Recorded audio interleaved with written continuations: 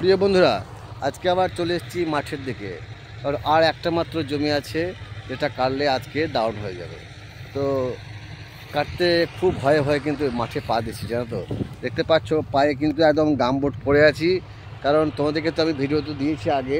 আমাদের এখানে কিন্তু প্রচণ্ড পরিমাণে সাপের আতঙ্ক, যা হচ্ছে চন্দ্রবোড়া সাপ, যা একবার ছুলে আপনাকে রক্ত পাল্টিয়ে পাল্টিয়ে পাল্টিয়ে শেষ হয়ে যেতে হবে। তো কি করব, আমরা গ্রাম বাংলার চাষি, কোনোরকমভাবে আমাদের জীবন কাটাতে হয়। দেখতে পাচ্ছ তো, এগুলো দেখো কতটা ঝোপ, দেখো। তো এই ঝোপের মধ্যে এইভাবে ঝোপের মধ্যে আমাদেরকে পা দিয়ে দিয়ে কষ্ট করে কিন্তু পেরোতে হয়, বুঝতে পেরেছো তো। খুব কষ্ট করে কিন্তু আমাদের জীবন ধারণ করতে হয়। যে কোনো মুহূর্তে কিন্তু একশো বলে আমরা ছবি হয়ে যেতে পারি।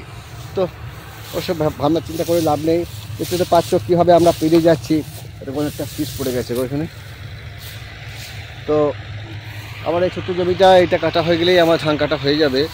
তো আজকে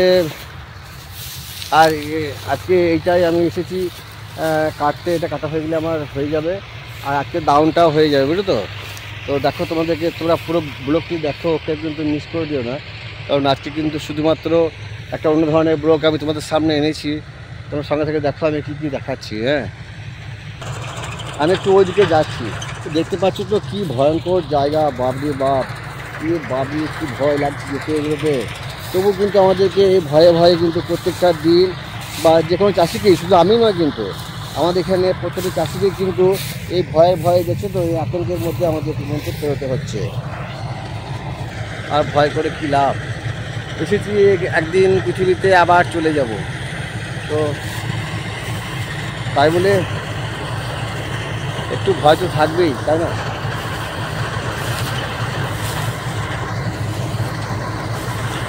তো বন্ধু, দেখতে পাচ্ছ ওই দেখো আমাদের জমিতে ধান কাটা হচ্ছে। আর এই দেখো এই গাছগুলো, এগুলো এতটা লম্বা হয়ে যায়, বুঝলি তো। খুব ভয়াবহ এগুলো। এই গাছগুলোর জন্য কিন্তু একদম মাঠে পারাপার হওয়া যায় না, এতটা এগুলো হয়ে যায় আমাদের এখানে। দেখো ধানটা কাটা হচ্ছে, ধানটা কিন্তু কাটা হচ্ছে দেখো।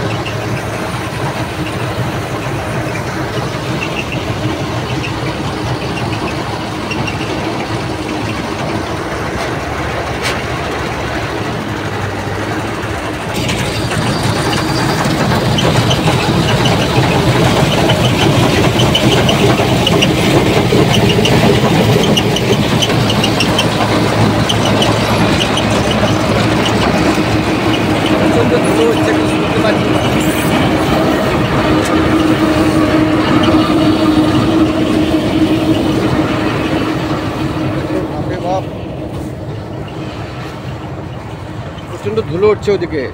একটু আমি সরে সাইডে সাইডে আসছি। ধান কাটা মেশিনে একটা দিকে হয়তো সাশ্রয়, যে হয়তো চাষিদের খাটাখাটি অতটা করতে হয় না, কিন্তু এখানে জানো তো অনেক সমস্যাও রয়েছে।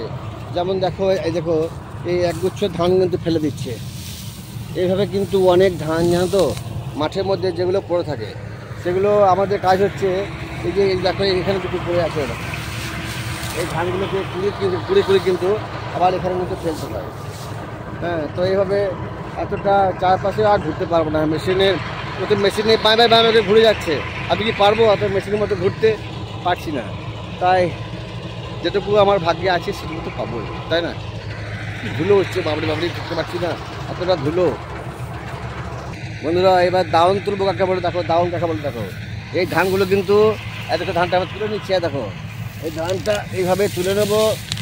আবার এই শক্ত ধানটা তুলে নেবো, আর এইটা মাথা করে নিয়ে যাব, সেটা হচ্ছে আমাদের দাউন নিয়ে যাওয়া। তোমরা অবাক করে আমি তোমাদেরকে দেখাচ্ছি। তো বন্ধুরা, এই দেখো আমি কিন্তু 5 ঝাড় মতো ধান কিন্তু আমি কিন্তু উপড়ে নিয়েছি, বুঝলো তো।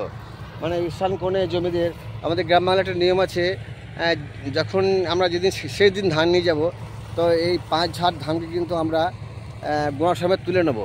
আমি কিছুক্ষণ আগে বোতল করে জল এনেছিলাম, জলটা এখানে দিয়ে দিয়েছিলাম। তারপর জল দেওয়ার পরে ধানটা আমি তুলে নিয়েছি। এবার এটা মাথায় করে নিয়ে যাব। তো এইটা হচ্ছে আমাদের দাউন নিয়ে, জানো তো। এটা হচ্ছে আমাদের দাউন নিয়ে যাওয়া। তো আজকে বাড়িতে পায়েস হবে সন্ধ্যেতে, কারণ দাউন নিয়ে আসার দিন আমাদের কিন্তু পায়েসটা করতে হয়। তো তোমাদের সবাই কিন্তু নিমন্ত্রণ, আমাদের বাড়িতে পায়েস খেতে আসার জন্য। ভিডিওটাকে আর বাড়াচ্ছি না। তোমরা যারা, একটা কথা বলবো, তোমরা যারা নতুন আমার চ্যানেলে, তোমরা যারা নতুন আমার চ্যানেলে সাবস্ক্রাইবটা এক্ষুনি করে দাও, আর সাথে সাথে কিন্তু বেল বাটনটা অল করে রাখবে।